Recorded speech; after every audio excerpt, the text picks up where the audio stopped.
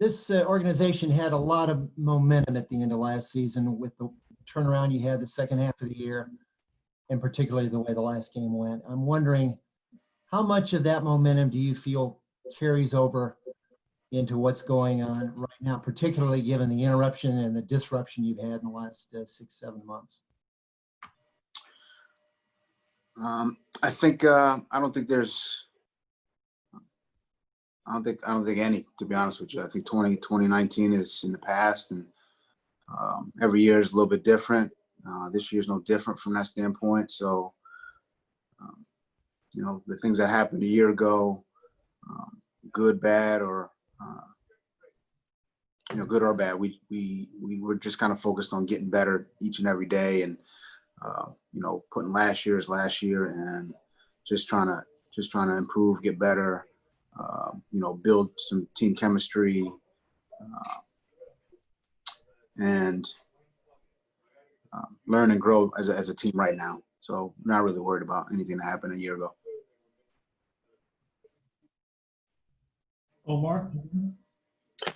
I wanted to ask you, I know this is probably far down the list of things that are important to you, but where do you think fans are in the component of how important it is to have them in the stands this season? Is it necessary? I know they haven't really made a decision yet, but do you think it's worth the risk? Look, we'd love to have fans in the stands. I think that's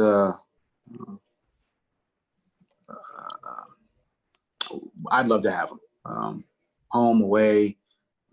Obviously, the fans are a big part of the game, and look, we're not out there without their support. So it's that, from that standpoint, it is important to me. But look, there's a pandemic. I think we need to obviously use caution, which we're doing here in our building, and as a country, I think we're all trying to proceed with caution in all our daily activities. So, look, if we can have fans, I think, and have them at the games in a safe way, and I'm all for it. If the people who make those decisions don't think that's the right thing to do, then we'll play without fans. Adam Beasley? Brian, I wanted to ask you about, some teams have discussed possibly quarantining a quarterback throughout the season to make sure you can line up on Sundays if something happens in your room.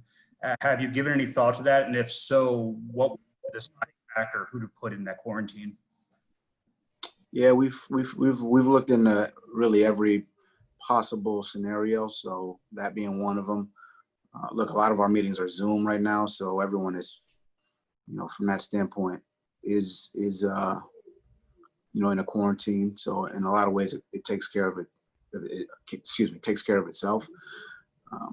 But yeah, we've thought about that. We've talked about that scenario, as well as a plethora of other scenarios. So I think we've got a plan in place that we feel good about. We'll go to Travis. Hey, good morning, Coach. This year is obviously unique, but just generally speaking, do your training camp scripts differ year to year based on things like coaching and personnel changes? Yeah, I think every year it's different. So, to set a script in, 1 year and think that you're just gonna copy and paste it into the next year. I mean, that's, because of different players, different coaches, different,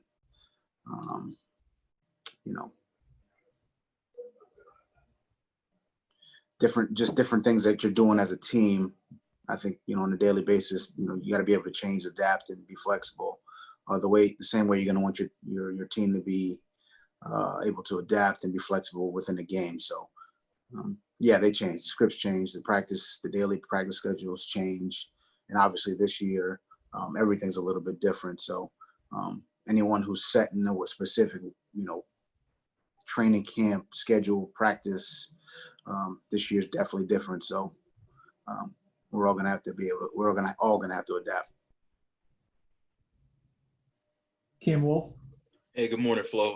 I'm not sure how much you've seeing what's been going on with college football, but I wanted to ask what your confidence level is that the NFL can finish a regular season and playoffs.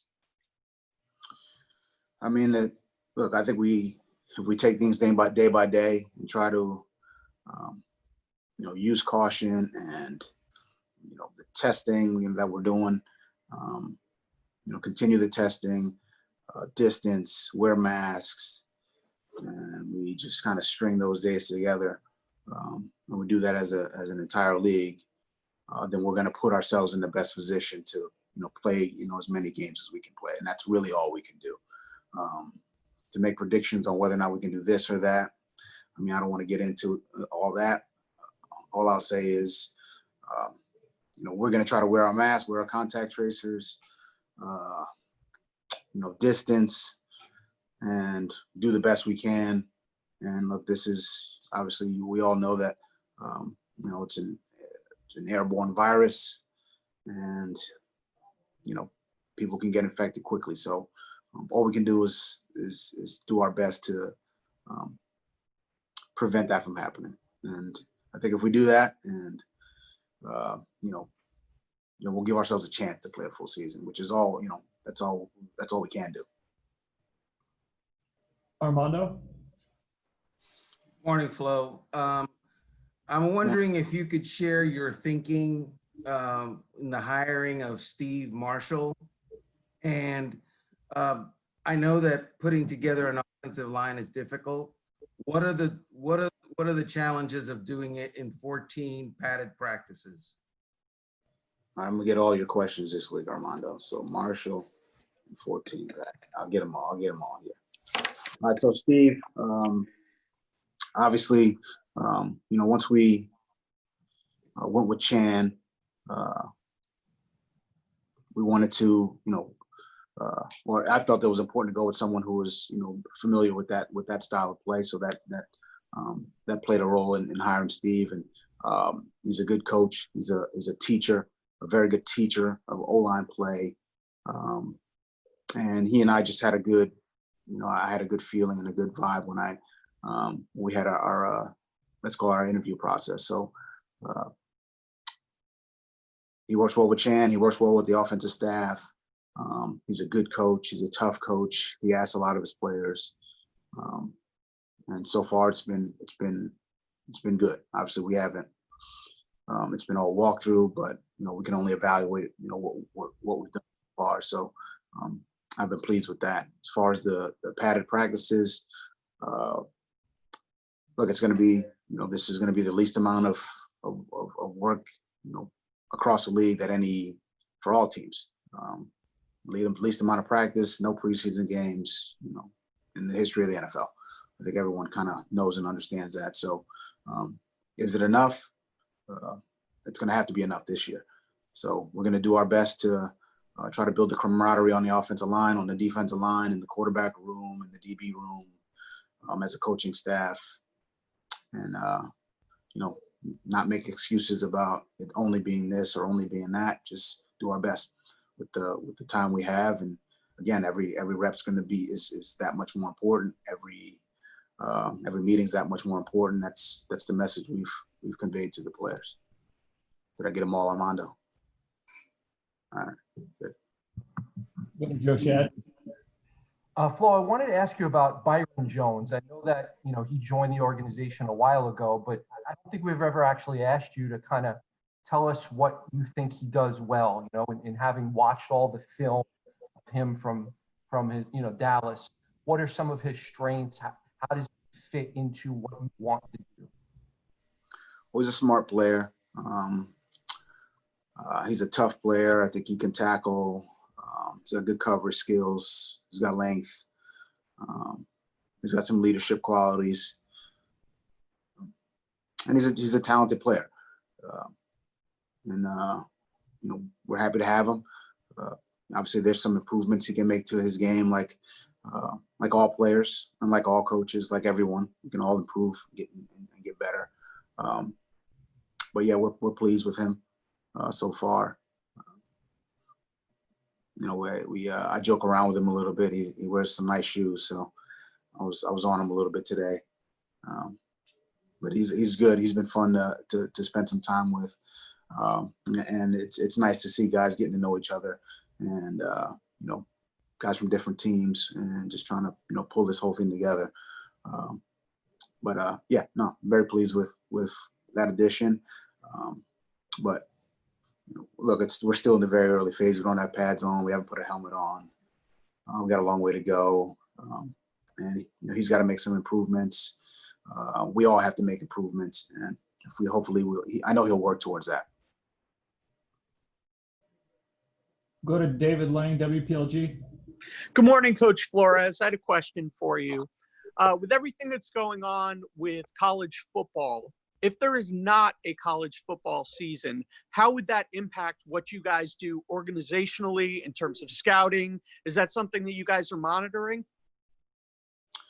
Yeah, we're monitoring that, obviously, from a scouting standpoint.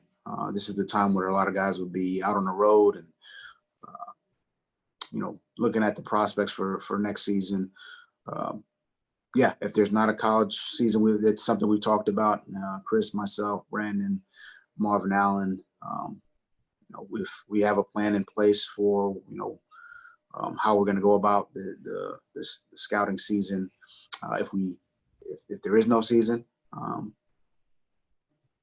and yeah, obviously those conversations will be ongoing, and those conversations are obviously going to stay between us. But yeah, that would be, look, I think everyone loves college football and wants to see it, but we don't feel like it's going to be a safe environment for those young men, and that's the decision they make, and we all have to live with that. But from our standpoint, looking down the road, which we're always doing that as well, we'd have to make some adjustments, and we will. And with all that said, my focus is on this team right now today. So I'm kind of monitoring that from afar, and really Chris handles more of that than,